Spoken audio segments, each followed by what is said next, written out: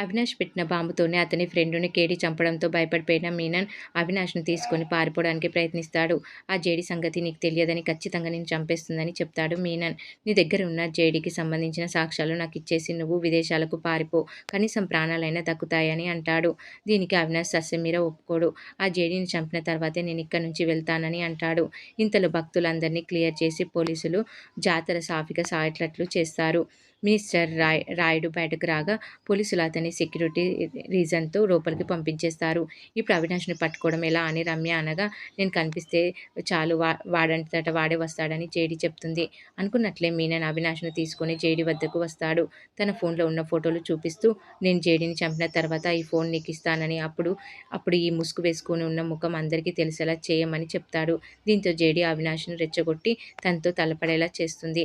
JD మీదకు వెళ్లిన అవినాష్‌ను ఇరగ్గొడుతుంది.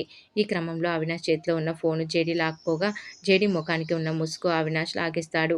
JD ముఖం కనిపిస్తుందని మీనన్ ఆశపడగా, జేడీ తన ముఖానికి పసుపు, కుంకుమ రాసుకొని త్రిశూలం పట్టుకొని వస్తుంది. అదే త్రిశూలంతో అవినాష్‌ని పొడిచి చంపేస్తుంది. అవినాష్ చనిపోగానే మినిస్టర్ అక్కడికి పరుగులు పెట్టుకుంటూ వస్తాడు. మేం ముందే చెప్పాం కదా, తప్పు ఒప్పుకుంటే కనీసం ప్రాణాలైనా దక్కేవని అని జేడీ అంటుంది. ఈ గొడవ జరుగుతుండగానే మీనన్ పారిపోతాడు.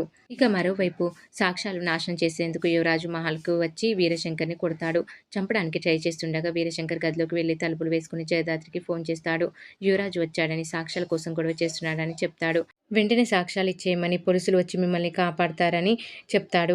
యువరాజు సాక్ష్యాలు సంపాదించి బూడిద చేసి వీరశంకర్‌ని చంపడానికి ప్రయత్నించే లోపు పోలీసులు వచ్చి కాపాడతారు. పోలీసులను చూసి యువరాజు అక్కడి నుంచి పారిపోతాడు. ఇక ఇంటికి వెళ్లి సాక్ష్యాలు నాశనం చేశానని నిషిక వైజయంతికి చెప్తాడు యువరాజు. ఆ ముసలోడిని కూడా చంపేద్దాం అనుకునేసరికి పోలీసులు వచ్చారని చెప్తాడు. ఇది విన్న సుధాకర్ కొడుకుపై మండిపడతాడు. అసలు మీరింత రాక్షసులా ఎలా మారిపోయారని ఆగ్రహం వ్యక్తం చేస్తాడు సుధాకర్. మీరు చేసిన తప్పుల్ని మేము సరిదిద్దుతుంటే నాకు కృతజ్ఞత చెప్పాల్సింది పోయి కోప్పడతారా అని యువరాజు తండ్రిపై ఆగ్రహం వ్యక్తం చేసి వెళ్ళిపోతాడు. ఇక యువరాజు సాక్ష్యాలు నాశనం చేయడంతో వీరశంకర్ వీరావేశంతో సుధాకర్ వద్దకు వచ్చి నిలదీస్తాడు. మర్యాదగా కేదార్ నీ కొడుకన్న నిజం ఒప్పుకోమని అడుగుతాడు. ఇప్పుడు నేనేం మాట్లాడలేనని సుధాకర్ చెప్తాడు. నిషిక వైజయంతి మాటి మాటికి మా ఇంటికి వచ్చి గొడవ చేస్తారేంటని నిలదీస్తుంది. ఈ యువరాజు సాక్ష్యాల కోసం వచ్చి ఉంటే వదిలిపెట్టేవాడినని, కానీ తాతయ్య ప్రాణాలు తీయడానికి ప్రయత్నించాడని మండిపడతాడు కేదార్. దీంతో కౌశికి యువరాజుని నిలదీస్తుంది. అసలు నువ్వు మహల్‌కి వెళ్ళావా లేదా అని అడుగుతుంది. తాను వెళ్ళలేదని అబద్ధం చెప్తాడు యువరాజ్. వాళ్ళ దగ్గర సాక్ష్యాలు లేవన్న ధైర్యంతో నిషిక జయదాత్రికి ఛాలెంజ్ చేస్తుంది. కేదార్ మామయ్య కొడుకేనని సాక్ష్యాలు ఉంటే ఇవ్వండని, మేమే అందరి ముందు కేదార్ మామయ్య కొడుకని ప్రకటిస్తామని అంటుంది. వైజయంతి వారిస్తున్నా వినకుండా సవాల్ విసురుతుంది నిషిక. ఇక యువరాజ్ కూడా ఒప్పుకుంటాడని అంటుంది. అయితే ఇవిగో సాక్ష్యాలని కేదార్ చూపిస్తాడు. అవి చూసిన నిషిక, యువరాజ్ షాకయిపోతారు ఒక్కసారిగా.